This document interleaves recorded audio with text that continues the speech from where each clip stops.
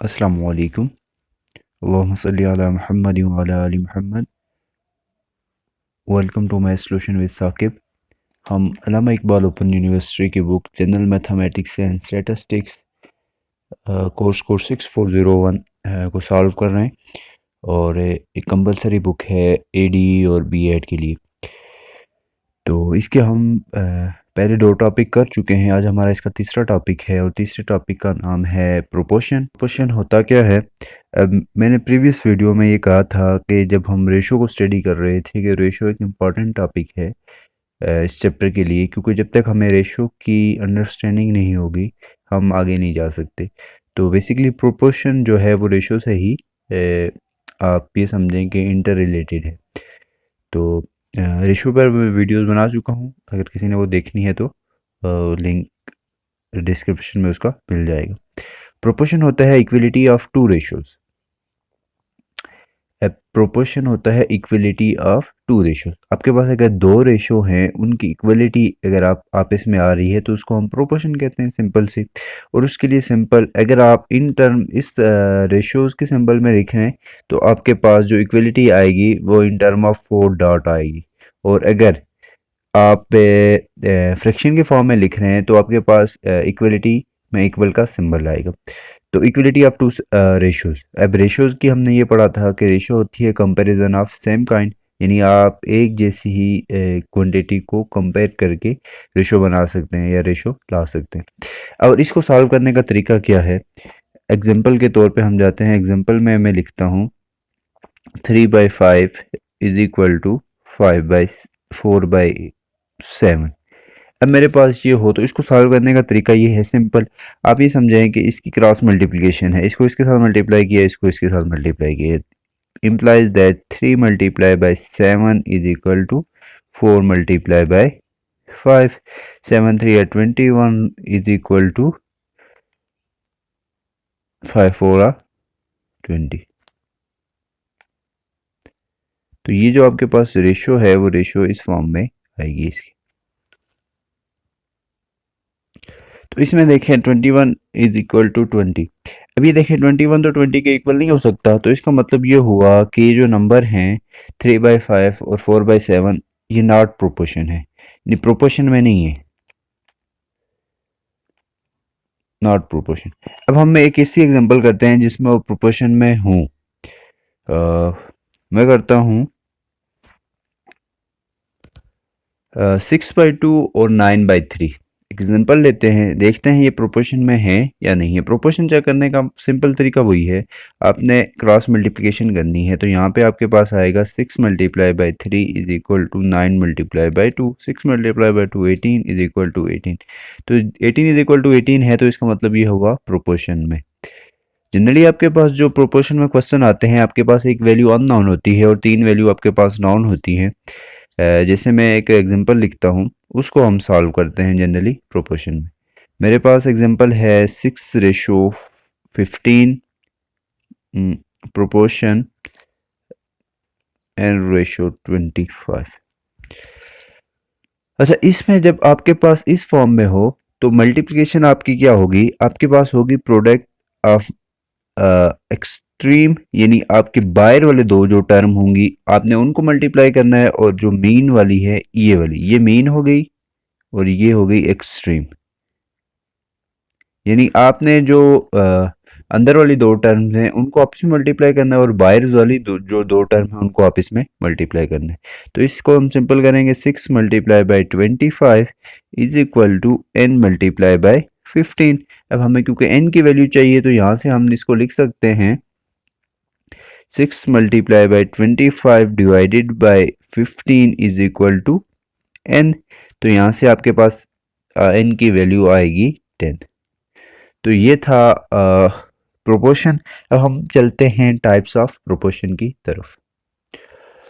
Types में इसकी दो किस्म की दो टाइप्स होती हैं, पहली है डायरेक्ट प्रोपोर्शन और दूसरी है इनवर्स प्रोपोर्शन। ये दो इसकी टाइप्स होती हैं। अब डायरेक्ट प्रोपोर्शन क्या हुआ और इनवर्स प्रोपोर्शन क्या हुआ, इसकी हम डेफिनेशन देखते हैं, फिर इनकी हम एग्जांपल देखते हैं। देखिए, डायरेक्ट का मतलब होता है बराह रास्त, ठीक है। अब बराह रास्त का मतलब क्या हुआ इसमें, डायरेक्ट प्रोपोर्शन में बराह रास्त का मतलब क्या हुआ कि प्रोपोर्शन में बराह रास्त का मतलब ये हुआ कि अगर आपके पास दो क्वांटिटीज हैं, एक के बढ़ने से दूसरी क्वांटिटी बढ़ रही है या एक के कम होने से दूसरी क्वांटिटी कम हो रही, यानी इनका डायरेक्ट ताल्लुक आ रहा है। यानी आप ये समझें कि जो जो आप गिलास में पानी डाल रहे हैं तो गिलास भर रहा है, तो पानी के डालने से गिलास भर रहा है, तो पानी जितना ज़्यादा होगा गिलास इतना ज़्यादा भरा होगा। तो ये पानी का और गिलास का जो ताल्लुक आ रहा है वो आपके पास डायरेक्ट आ रहा है।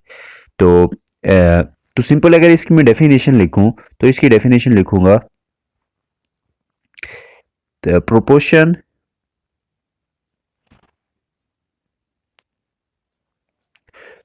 इन विच वन क्वांटिटी इंक्रीज और डिक्रीज, यानी अगर बढ़ेगी या कम होगी, एज अदर क्वांटिटी इंक्रीज और डिक्रीज, तो उसी के मुताबिक दूसरी जो क्वांटिटी है वो भी इंक्रीज और डिक्रीज करेगी। यानी अगर पहली क्वांटिटी बढ़ रही है तो दूसरी वाली क्वांटिटी भी बढ़ेगी, पहली क्वांटिटी कम हो रही है तो दूसरी वाली क्वांटिटी भी बढ़ेगी।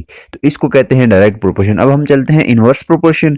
इनवर्स प्रोपोर्शन जो होता है ये इसका उल्ट होता है, यानी कि अगर आपके पास एक क्वांटिटी बढ़ रही है तो दूसरी क्वांटिटी कम होगी, और अगर दूसरी क्वांटिटी बढ़ रही है तो पहली वाली क्वांटिटी कम होगी। ये इसको कहते हैं इनवर्स प्रोपोर्शन, और इसकी अब डेफिनेशन लिखते हैं। इसकी डेफिनेशन है proportion in which one quantity increase by decreasing other quantity and first quantity decrease by increasing second quantity. तो वही बात कि पहली क्वांटिटी अगर बढ़ेगी तो दूसरी क्वांटिटी कम होगी, और दूसरी क्वांटिटी अगर बढ़ेगी तो पहली क्वांटिटी कम होगी। तो ये था इनवर्स प्रोपोर्शन। अब हम एग्जांपल की मदद से इन दोनों को समझने की कोशिश करते हैं। ये डायरेक्ट और इनवर्स प्रोपोर्शन इसलिए इंपॉर्टेंट है क्योंकि ये कंपाउंड प्रोपोर्शन में हमारे पास इस्तेमाल होता है, और कंपाउंड प्रोपोर्शन का क्वेश्चन आपको तकरीबन हर पेपर में ही मिलेगा। तो कंपाउंड प्रोपोर्शन को समझने के लिए डायरेक्ट और इनवर्स प्रोपोर्शन का समझना ज़रूरी है। आपके पास एग्जांपल है कि कार ट्रेवल 50 किलोमीटर, कि एक कार है जो 50 किलोमीटर ट्रेवल करती है इन 4 लीटर 4 लीटर में, यानी 4 लीटर में कितना ट्रेवल करती है 50 kilometre. How far will it go, अब वो पूछ रहा है वो कितना दूर जाएगी बाय 20 लीटर ऑफ पेट्रोल, अगर उसके पास 20 लीटर पेट्रोल हो। तो देखें सोल्यूशन में जाएं, सबसे पहले आपके पास जो क्वांटिटी है एक है ट्रेवल्स, यानी कार ट्रेवल कर रही है, कार ट्रेवल्स, या आप लिख लें kilometre, car travel in kilometre, तो ये है 50। दूसरी है लीटर्स, पेट्रोल इन लीटर्स, तो ये है 4।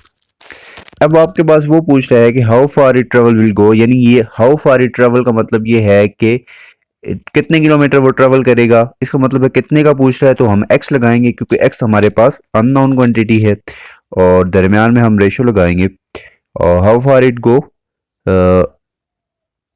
आगे क्या करे 20 लीटर ऑफ पेट्रोल, कि 20 लीटर पेट्रोल में वो कितना दूर तक जाएगा। ये आपके पास है पेट्रोल में किलोमीटर, और पेट्रोल आपके पास दो क्वांटिटीज आ गई। और ये हम इनको इक्वेट कर रहे हैं, यहाँ पे इनको सिंप्लीफाई करेंगे। अब सिंपल सी बात है कि आपने ये देखना है कि अगर आपके पास पेट्रोल ज़्यादा होगा तो किलोमीटर ज़्यादा होंगे, पेट्रोल कम होगा तो किलोमीटर कम होंगे। तो इसका मतलब ये जो रिलेशन है ये डायरेक्ट है, इनवर्स रिलेशन नहीं है।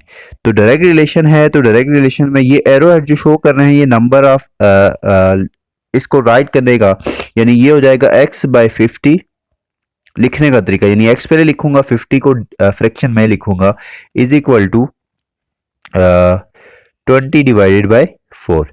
तो यहां से x की वैल्यू क्या निकलेगी, x is equal to 20 divided by 4 multiply by 50। और इसको जब मैं सिंप्लीफाई करूंगा तो मेरे पास निकलेगा x is equal to 250 kilometre. ये था डायरेक्ट प्रोपोर्शन का। अब हम क्वेश्चन के अंदर जा रहे हैं इनवर्स प्रोपोर्शन का। तो आपके पास क्वेश्चन है 4 mans can repair road in 6 days, in how many days 8 man do the same job. अभी याद रखिएगा जब भी आदमियों का तल्लक दिन से होगा, मैन्स का तल्लक आदमियों का तल्लक, फीमेल्स का तल्लक जब भी डेज से होगा दिनों से होगा, तो ये हमेशा इन्वर्स होगा। अगर आप आदमियों को बढ़ाएंगे तो दिन कम होंगे और दिनों को बढ़ाएंगे तो आदमी कम होंगे। तो ये हमारे पास, इसको सोल्यूशन में जाते हैं तो हमारे पास पहली क्वांटिटी मैन है और दूसरी क्वांटिटी डेज है। तो मेंस हैं 4 mens can repair a road in 6 days. अब पूछ रहा है कि हाउ मेनी डेज, यानी डेज आपसे पूछा हुआ है कि डेज कितने आप करेंगे, 8 आदमी उस सेम काम को कितने दिनों में करेंगे। तो यहाँ से हम इसको देखते हैं कि 8 आदमी इसको कितने दिनों में कर सकते हैं। तो ये रिलेशन क्या है, इनवर्स। डायरेक्ट और इनवर्स में फ़र्क क्या आता है कि डायरेक्ट और इनवर्स में, डायरेक्ट में हमने दोनों जो एरो हेड थे वो एक ही तरफ लगाए थे। इनवर्स में आप याद रखिएगा, अननाउन क्वांटिटी का एरो हेड आप नीचे से ऊपर की तरफ लगाएंगे और नाउन क्वांटिटी का ऊपर से नीचे की तरफ। यानी ये जो एरो हेड के जो डायरेक्शन है ये अपोजिट डायरेक्शन में होंगे। सिंपल सी बात है। इनवर्स में, डायरेक्ट में ये सेम, इनकी डायरेक्शन दोनों की एक ही साइड होगी। अगर ये ऊपर से नीचे आ रहे हैं तो दोनों ऊपर से नीचे आएंगे, नीचे से ऊपर जा रहे हैं तो दोनों नीचे से ऊपर जाएंगे। और इनवर्स में एक ऊपर की तरफ जाएगा और एक नीचे की तरफ जाएगा। ये बेसिकली इनमें डिफरेंस है।